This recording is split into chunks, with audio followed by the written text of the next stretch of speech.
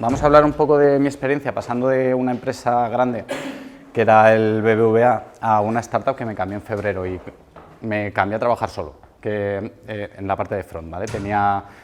Tengo 2 compañeros de back y yo hacía la parte de front hasta hace nada que entró un compañero. Y vamos a ver pues cómo he trabajado, cómo he hecho para no acabar metiendo un montón de horas extras, que creo que es muy importante. No, creo que la gente no debería acostumbrarse a hacer horas extras en el trabajo, ¿no? Y qué herramientas he usado para conseguir vivir bien y no trabajar súper explotado. Me llamo Sergio Zamarro, trabajo como frontend en Revenue. Esta es la startup en la que ahora trabajo. Básicamente nos dedicamos a hacer reembolsos instantáneos. ¿Qué significa esto?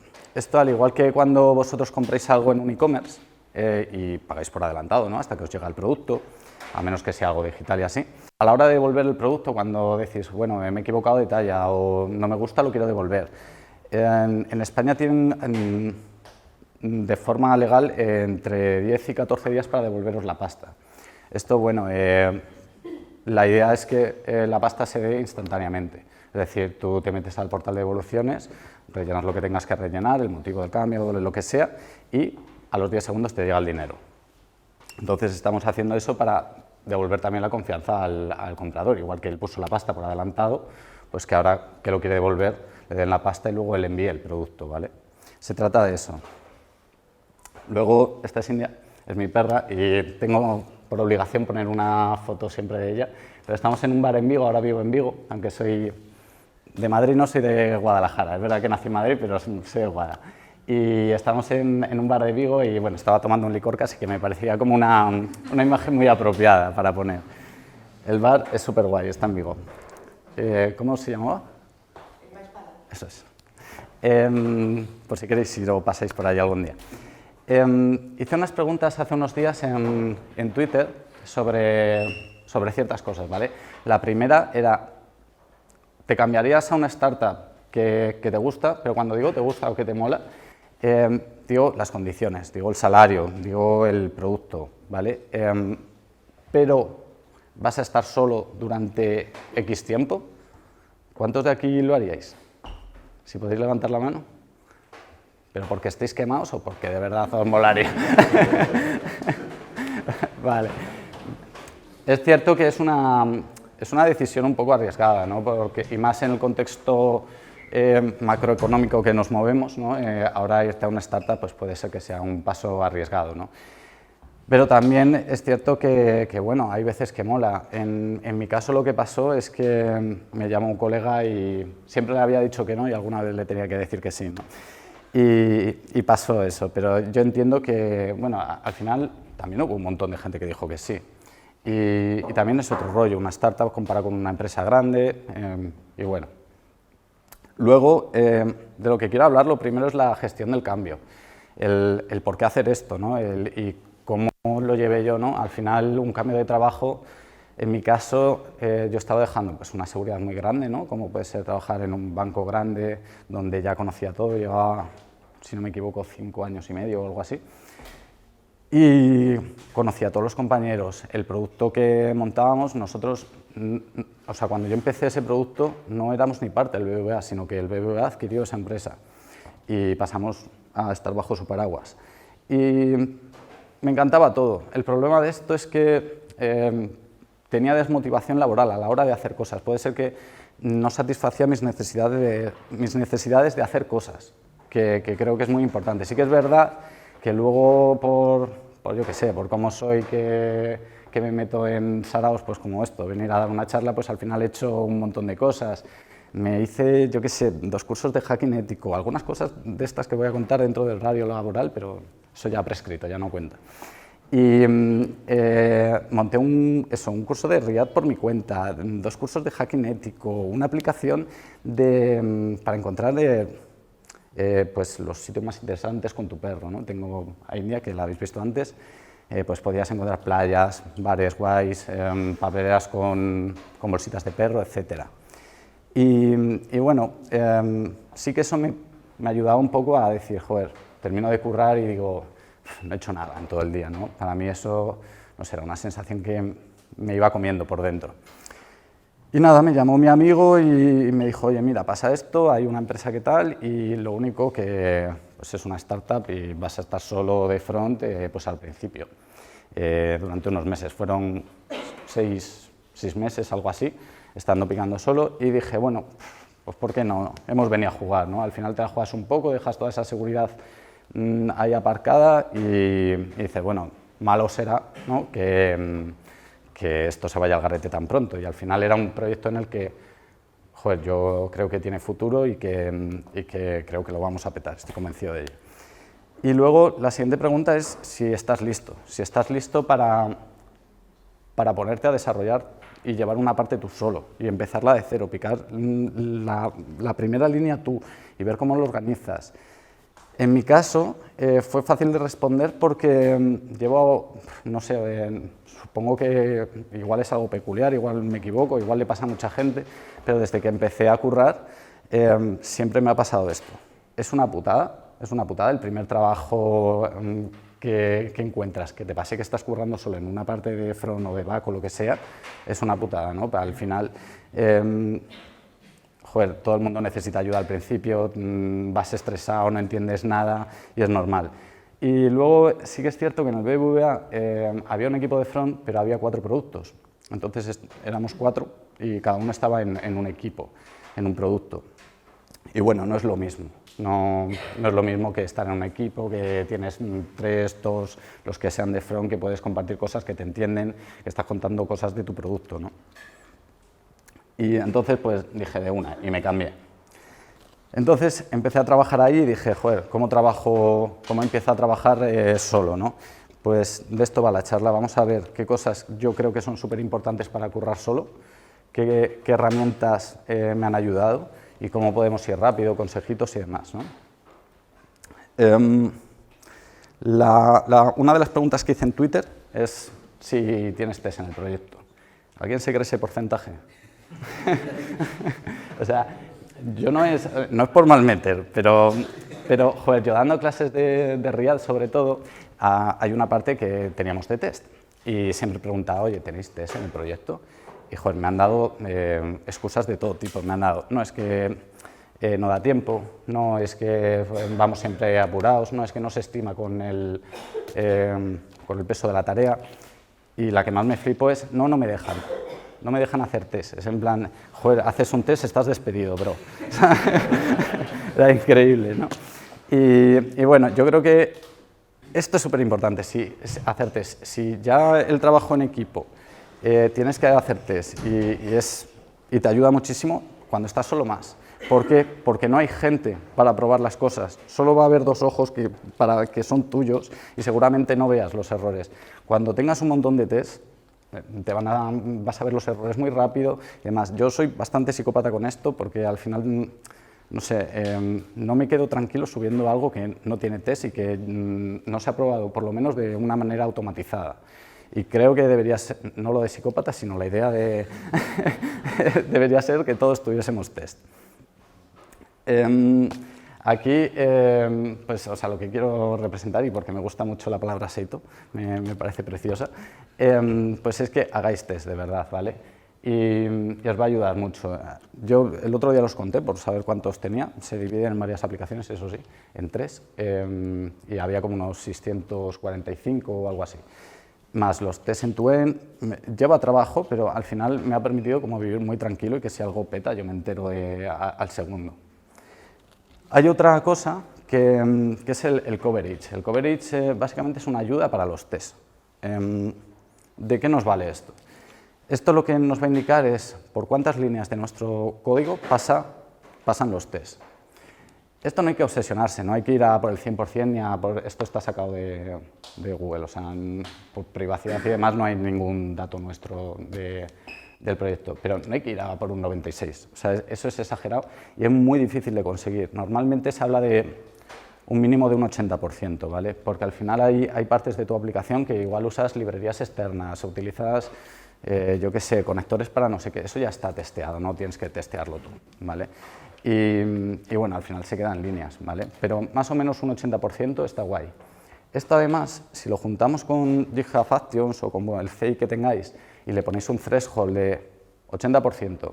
Y si baja de ahí, pues que nos pase el pull request o lo que tengáis de fallo y os avise que al final de lo que se trata aquí es de, joder, estoy trabajando solo, necesito cosas que me digan, la he cagado, ¿vale?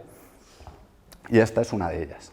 Otra de las herramientas que yo uso mucho y que me gusta, sé que hay 200 herramientas para esto, pero esta a mí me encanta, es Mokun o Mokon, o no sé cómo pronunciarlo muy bien, la verdad. Pero básicamente es para moquearte la API. Sé que hay muchas para esto, pero esta me mola mucho porque tiene interfaz gráfica y tiene CLI, si tú quieres. Y además puede devolverte status code que tú quieras, en plan, joder, pues es muy típico que el front, ¿no? Solo probamos el happy path, ¿no? Va de puta madre. Y de repente el back falla, por lo que sea, porque puede fallar, igual que nosotros.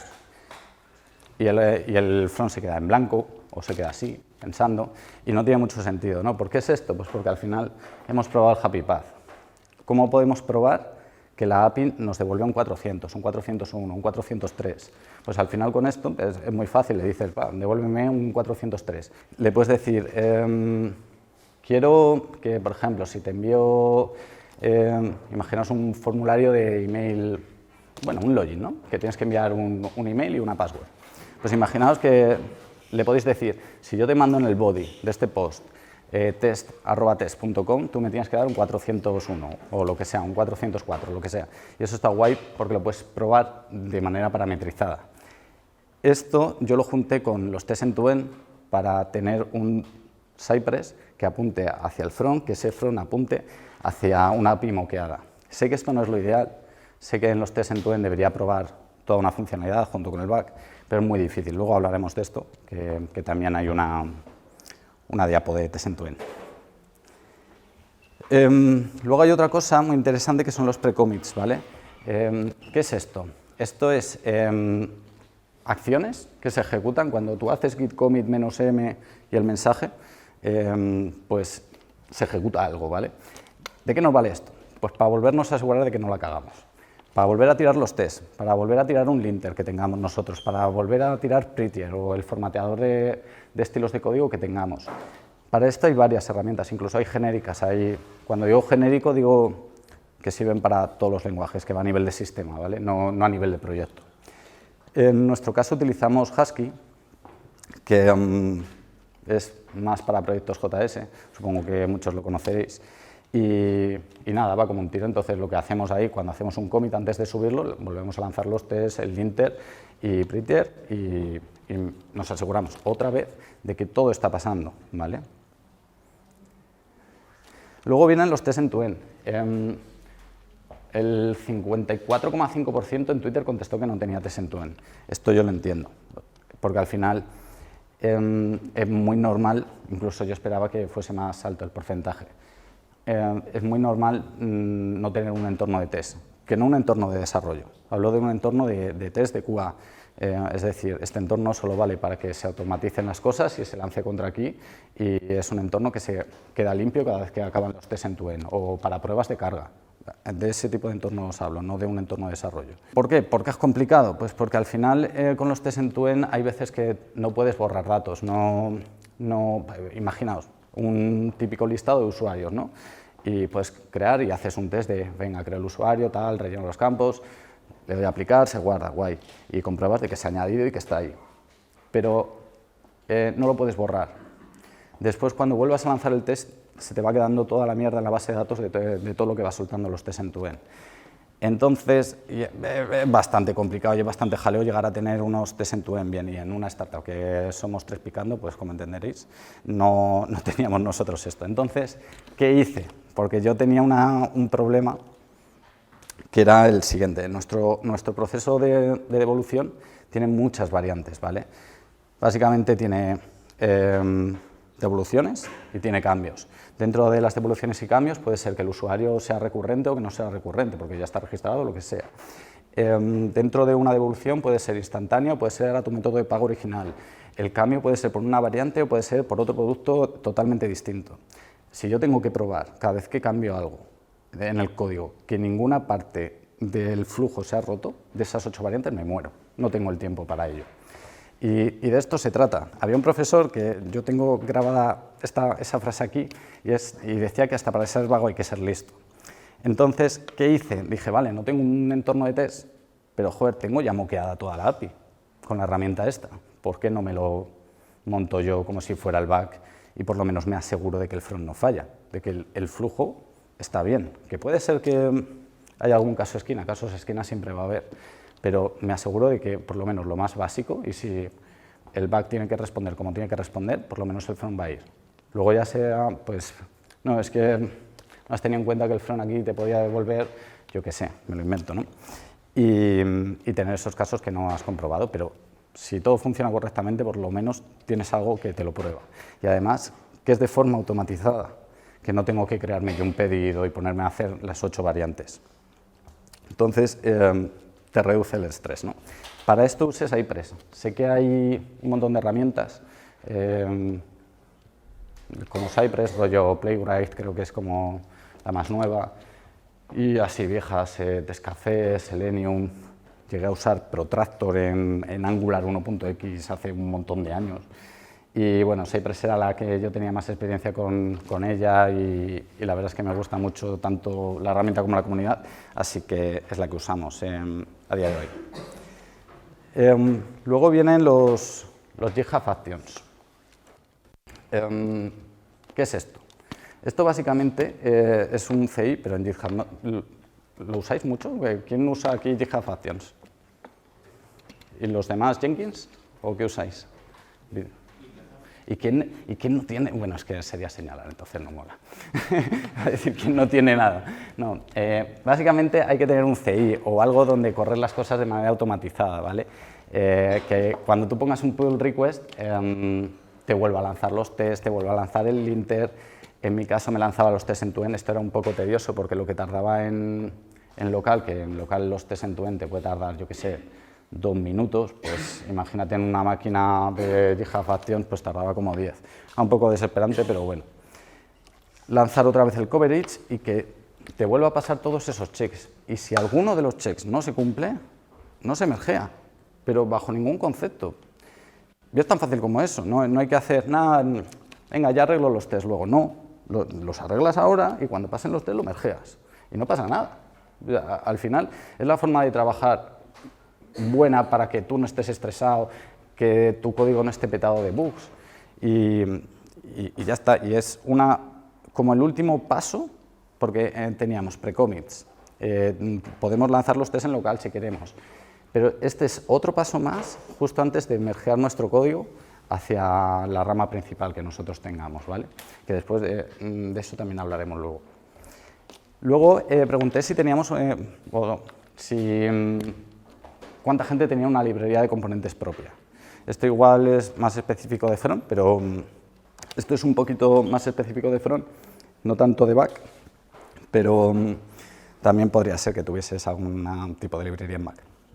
Pero básicamente es tener una librería de componentes, y yo entiendo que mucha gente diga que no, el 53,8, o sea, la mayoría, porque puedes trabajar en una consultora y el rollo de que te entran proyectos distintos y al final los estilos no tienen nada que ver y te es muy difícil de reutilizar pues componentes y estilos, ¿no?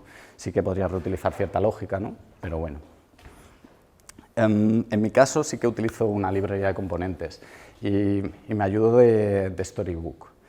Storybook es una herramienta que básicamente es como si fuese un catálogo de componentes, ¿vale? A la izquierda te muestra todos los componentes que tienes, puedes ver sus props en React, en Vue, yo entiendo que también, y en Angular también, pero hablo de React, ¿vale? Puedes ver sus props, el cómo se utiliza, el cómo se muestra. Tiene un montón de plugins, tiene plugins hasta con Figma, para ver qué variantes hay, creo. Tiene plugins de accesibilidad para que cumplas lo más básico, en plan contraste de colores, etc. ¿Y por qué hicimos esto? ¿O por qué hice esto en su día? Porque tenemos 3 aplicaciones. Tenemos una para Merchants, donde ven todas las devoluciones y demás, otra para Customers, donde tú puedes ver la devolución, y otro que es el flujo de devoluciones, ¿no? Entonces, yo ni de coña iba a copiar y pegar cada vez que quisiese usar un componente. Entonces, básicamente, me saqué a un repo aparte. No utilizo un paquete de NPM porque no hay repos privados en NPM que no te cuesten dinero. Así que no pagamos, ya está. Y entonces, ¿qué hice? Básicamente, un repo privado en GitHub, y tú en el package.json puedes decir, mira, esta es mi librería, que se llama así, y pones git más y la ruta de HTTPS hacia el repo y te lo baja como paquete y te lo mete en el node de módulos y demás.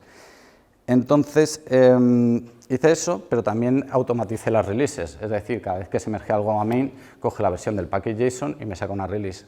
Simplemente me tengo que ir a cualquier aplicación y cambiar la versión y listo. Esto es muy importante, al final esto te obliga a reutilizar código, es decir, no vas a copiar y pegar en un montón de sitios el mismo componente porque no me apetecía, ¿no? Te obliga a sacarlo a la librería de componentes y además hace muy fácil para el que viene después. Para el que viene después al final tiene un catálogo como puede ser Storybook y dice, "Buah, es que no sé si hay un componente de esto". No tienes que saberlo yo en este caso de memoria y decirle sí, sí que hay, no. Busca en el Storybook a ver si hay algo y si no me dices y pues igual lo vemos, que igual sí que me he dejado algo o igual tiene un nombre que no es el más conveniente, pero sí que está. Pero lo puedes ver. Y luego lo que hay son como consejillos. Básicamente hay uno que es no ser vago a la hora de refactorizar. Esto cuesta mucho cuando estás solo, porque al final estás solo picando y dices, este código podría mejorarlo, pero va, ya lo hago luego, ya sí, ¿qué más da, no?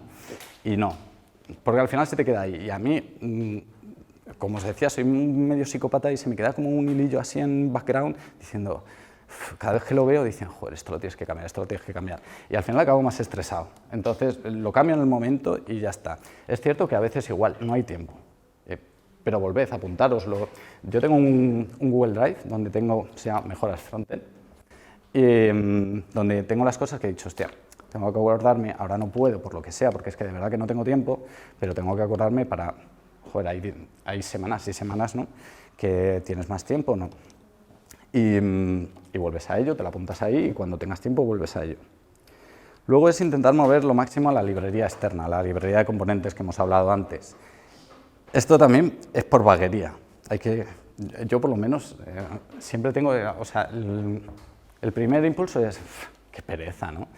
Entonces hay que luchar contra eso. Básicamente es, estás haciendo un componente, ¿no?, para una aplicación y dices, esto es 100% reutilizable, pero qué pereza moverla a la librería externa, ahora tengo que coger, mover los ficheros, me he dado cuenta tarde, tengo que volver a exportarlo, actualizar la versión de la librería, volvérmela a bajar todo y ya funcionar.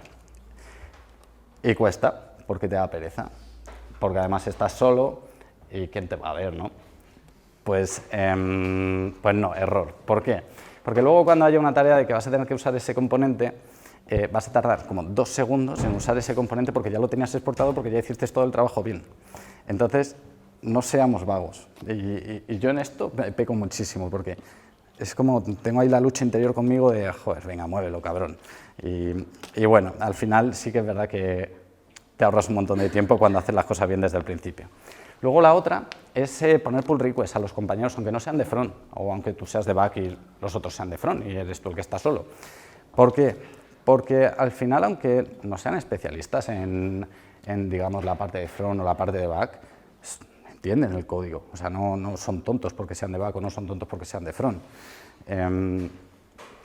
Entienden el código y te van a poder ayudar y seguramente te digan, te has dejado este console log aquí, que no deberías porque deberíais tener linters y os debería haber salido con los precommits o con el pull request, pero bueno, pero te pueden decir, yo qué sé, el nombre de esta variable, pues yo qué sé, en back le ponemos este nombre, ¿qué tal lo ves?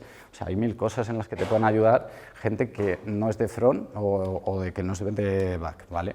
Y además que te ayuda a estar en contacto con tus compañeros y que haya buen rollito. Luego, la pregunta que dices, ¿tienes algo para darte cuenta cuando hay un fallo? Aquí me sorprendió porque, o sea, a tope con la gente que tiene cosas para darse cuenta cuando hay un fallo. Igual se referían a un cliente que les llama y les dice, oye, sí que tienes un fallo. Espero que no. espero que no, pero bueno, también lo he visto.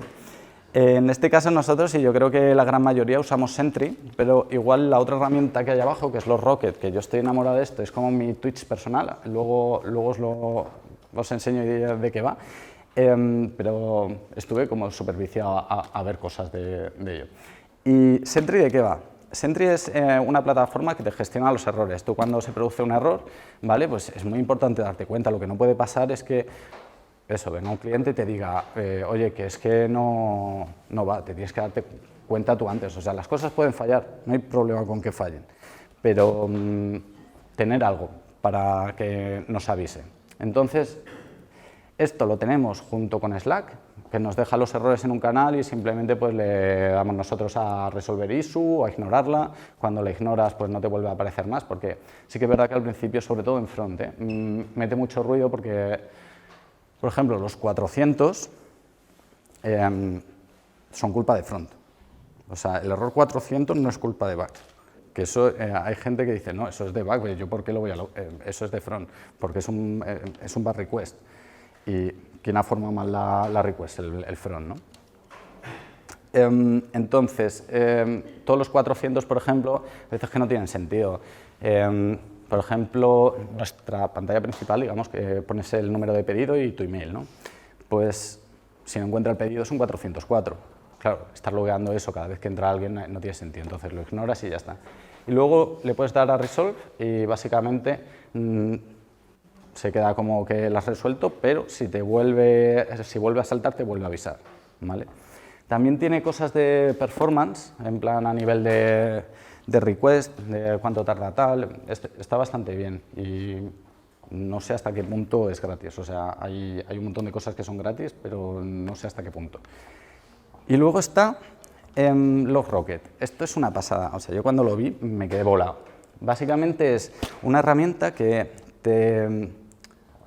te guarda las sesiones de los usuarios, ¿vale? Sé que suena como súper espía, pero...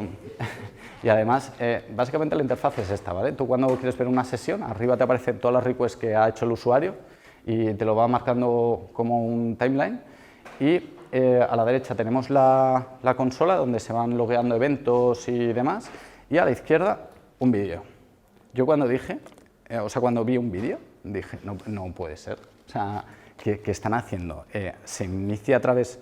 Además que es súper fácil, o sea, el SDK, haces logrocket.init y se inicia todo y no tienes que hacer nada. Dije que están enviando un vídeo, o sea, a través por debajo. Y no, lo que hacen es escuchan todos los eventos que hay en el DOM, cogen todos los estilos que tú tienes, coge todo el DOM y lo vuelven a recrear desde cero. Y por eso son capaces de ponerte qué es lo que ha pasado en cada segundo. Y a mí me parecía la hostia esto. ¿Y esto en qué me ayuda? Porque dices, vale, sí, está guay, pero ¿en qué me ayuda? Vale, pues siempre hay un usuario cabrón que ha hecho algo que no sabes cómo. Y te salta en el Sentry y dices, tío, que te juro que es que no soy capaz de recrear este error, no sé cómo lo ha hecho. Entonces, si tú en Sentry mandas alguna información, rollo, el email que está usando el usuario o el ID de usuario que está en esa sesión, luego te puedes venir a los Rocket, buscar por email, porque también lo has identificado a través de su email, y ver la sesión. Y ahí te das cuenta de que el tío es que pulsó 3 veces en la flechita de atrás del navegador, 2 para adelante y luego una atrás en la flechita de tu interfaz, y explotó todo. Y claro, dices, ostras, son casos de esquina, pero te pueden pasar.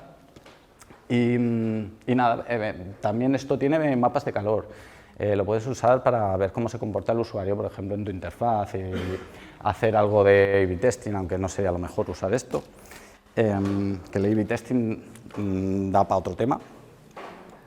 Y una vez que tenemos todo esto, tenemos Sentry, tenemos los Rocket, tenemos pre-commits, tenemos un GitHub Actions, tenemos a tope de test. ¿Qué hacemos si algo falla? Porque siempre puede fallar algo, ¿no? Pues reírnos. O sea, por favor, tomároslo a cachondeo. No os pongáis nerviosos, no digáis, joder, ¿qué van a pensar mis compañeros de mí? No, tomároslo con humor, todo el mundo la caga y ya está, no hay más drama. Lo siguiente que tienes que hacer es un test del fallo, ¿vale? Coger y decir, vale, ha pasado esto, esto es lo que ha fallado, voy a hacer un test del fallo.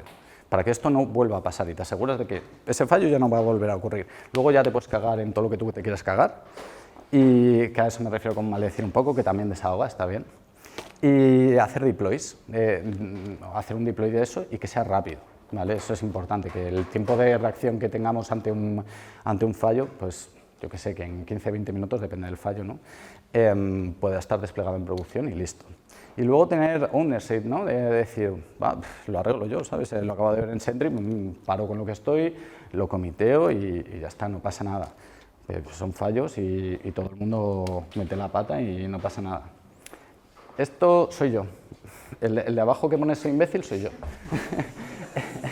Esto es a lo que me refiero con tomarte las cosas con humor, ¿no? Al final, esto creo que era porque... Es que es de julio, no me acuerdo muy bien, pero es que busquen en Slack, soy imbécil. Es que seguro que yo he puesto que soy imbécil en un momento, y sí, justo. Estos fueron 2 deploys, uno falló el primero, levanté la mano ahí, tengo el icono, y el segundo pues falló otra vez, porque yo dije, esto está bien, le doy a redeploy. Y nada, y volví a petar, y dije, vale, soy imbécil. Y ya está. Entonces, no pasa nada por cagarla, no pasa nada por tener fallos, se arreglan y ya está.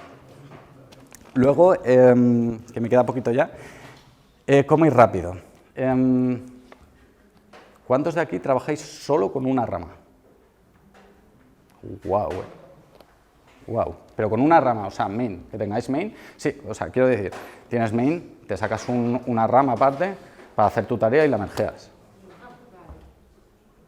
Vale. Eso está súper guay. ¿Por qué? Porque al final se trata de que tu código esté fresco en todos los entornos que tú tengas. Teniendo solo una rama, tú pones un pull request, se mergea contra main o master o como la queráis llamar, y se despliega en todos los entornos.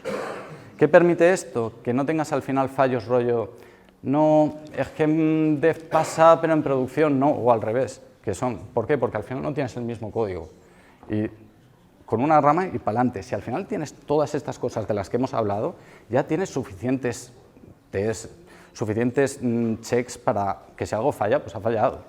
¿Por qué hay que tener una rama dev? Esa rama dev la despliego en el entorno de dev, venga, voy a probarlo y si veo que funciona, me voy a min. Eso es porque no te fías de ti. Pero si tienes todo esto, ¿para qué tienes que tener ramas? Sí, está pegándote entre ramas. Luego, lo siguiente es tener deploys automáticos. Al final se trata bueno, es que he visto cosas de subir a un FTP, he visto cosas que son muy heavies, pero se trata de tener algo que sea automático y que no tengas ni que darle tú al botón, que cuando se mergee se despliegue, y para ganar tiempo y para no tener que estar preocupado en eso y sí en desarrollar y solucionar bugs o lo que sea.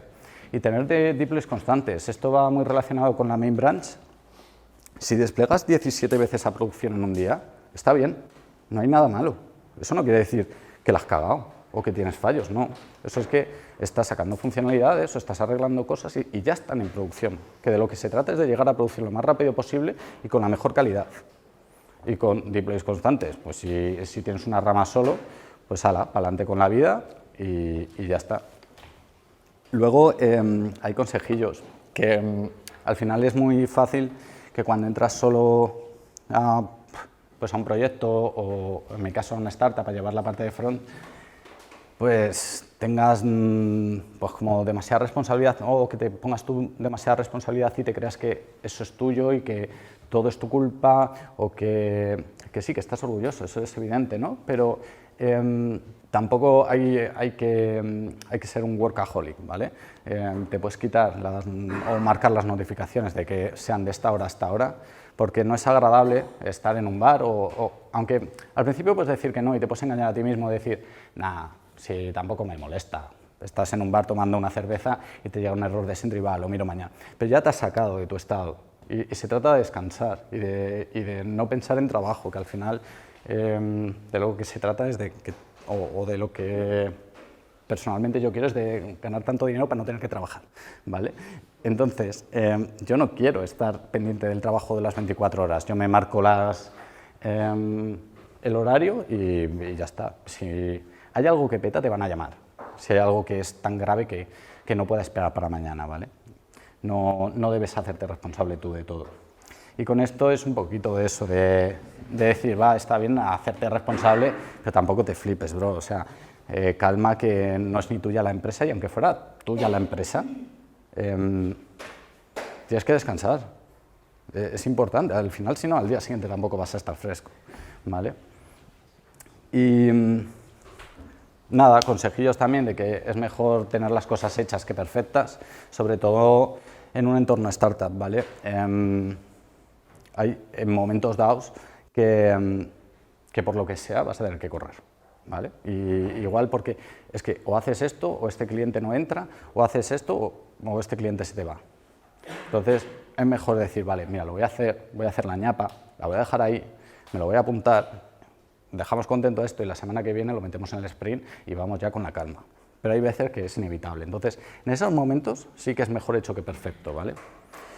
Y luego que en las dailies, o en las weeklies, en lo que sea, pues compartir los problemas, ¿no? Al final es sano y no te puedes quedar tú con no, es que como soy de front, ¿cómo voy a decir nada? ¿Sabes? Seguro que importa una mierda los de back, no.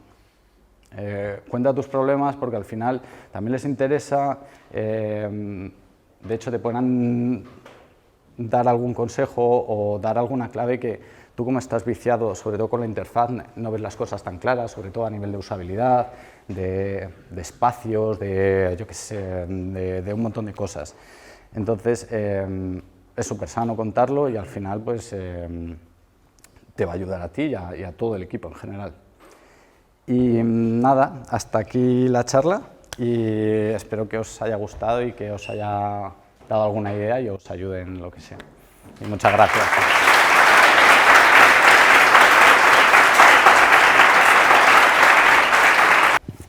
Hola, Sergio. Bueno, lo primero, muchas gracias por la charla. Me ha gustado mucho, no solo para trabajar solo, sino para trabajar en general. Tenía una pregunta. Ya que estás solo, ¿los diseños los haces tú con Figma o lo que sea, o tenías como otra persona que hacía los diseños y tú los seguías? No, los diseños no los hago yo, ya si no me muero, ¿sabes? Si no dimito. No, al principio empezamos con un diseñador y luego pues al final, en plan externo quiero decir, y luego pues al final interno. Sí que es verdad que en startups es muy común también cambiar los diseños muy al principio varias veces, pero bueno, no, de esa parte no me encargo yo.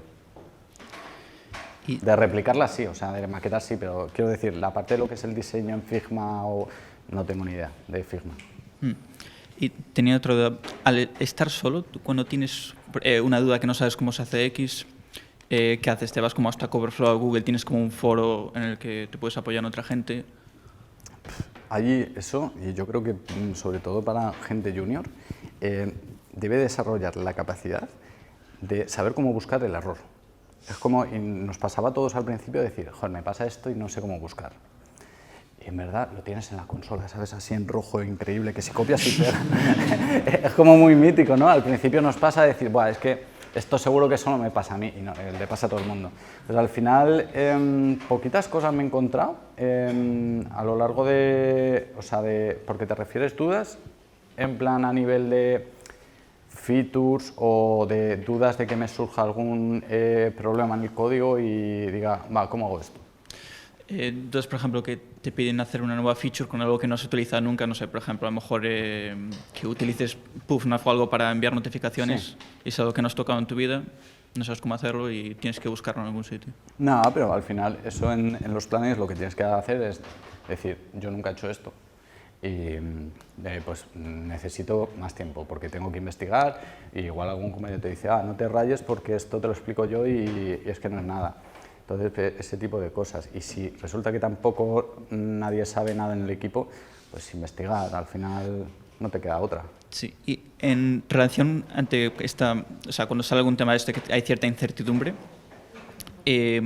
¿cómo trabajáis tenéis como Kanban, Scrum, ¿cómo haces para dar una estimación ante algo que no sabes cuánto te va a llevar?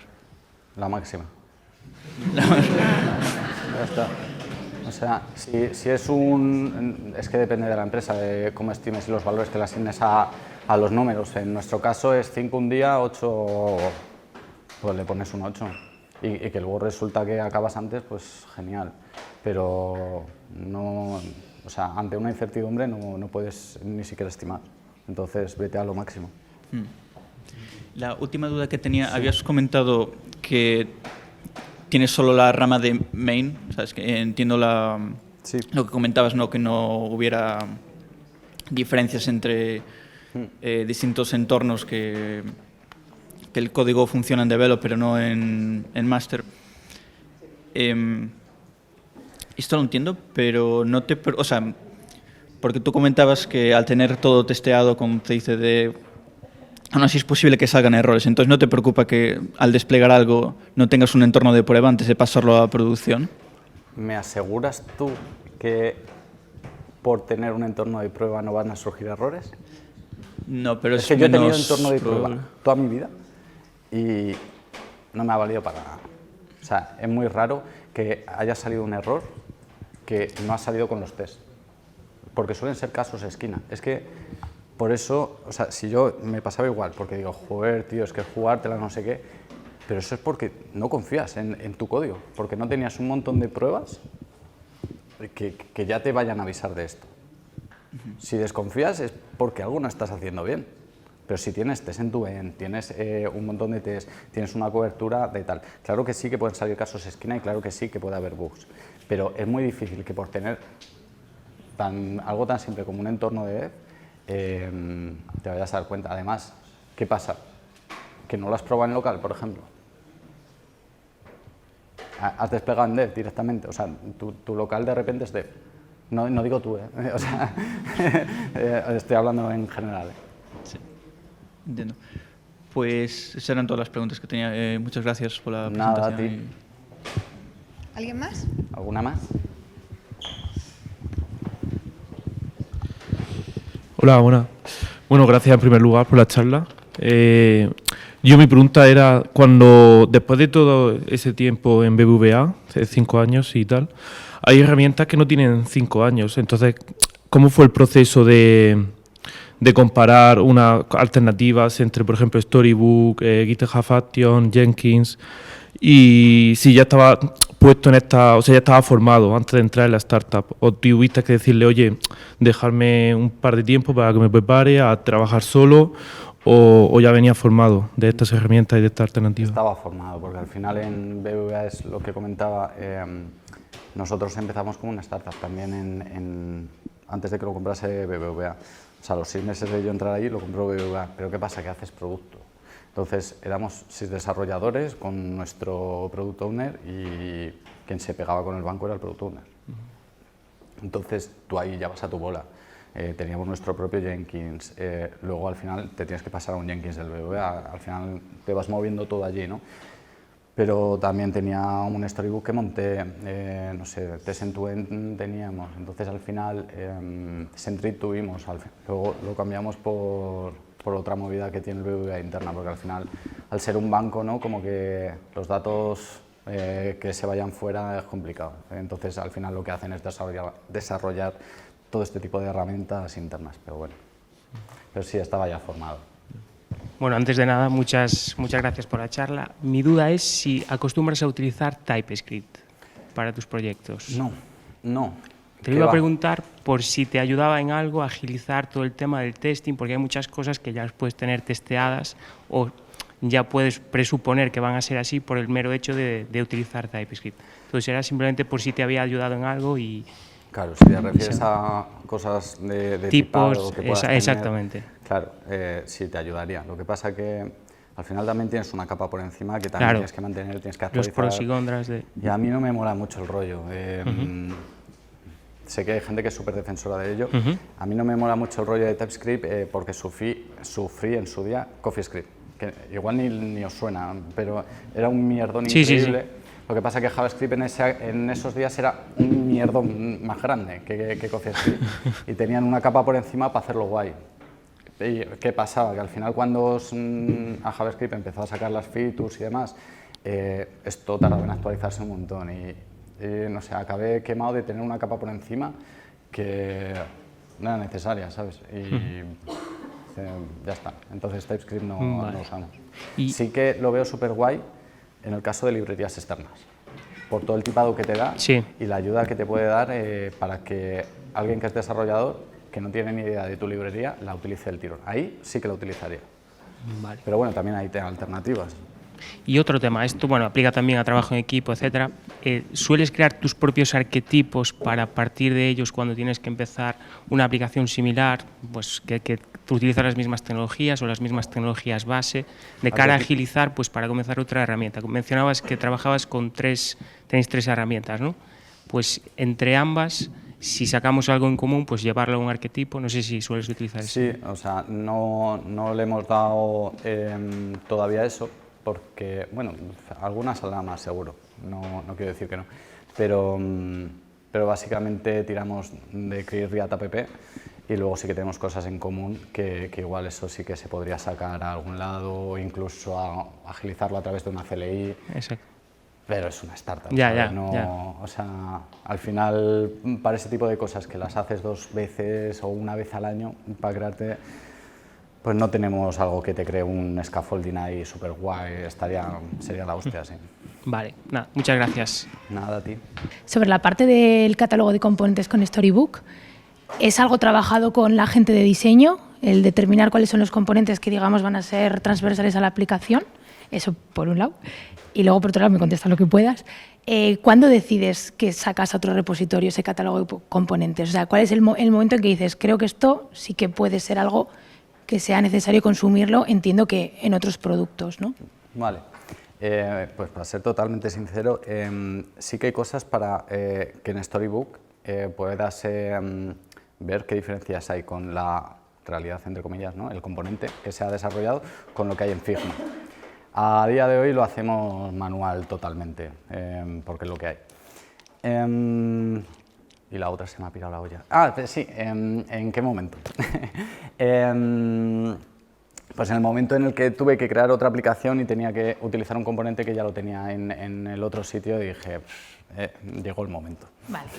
O sea, no es una decisión de decir, lo voy a sacar ya de inicio, por si acaso, sino ahora sí que lo necesito. No, o sea, sí que sabíamos que iba a haber algo así, pero bueno, al principio pues vas tirando y con lo que te vas encontrando.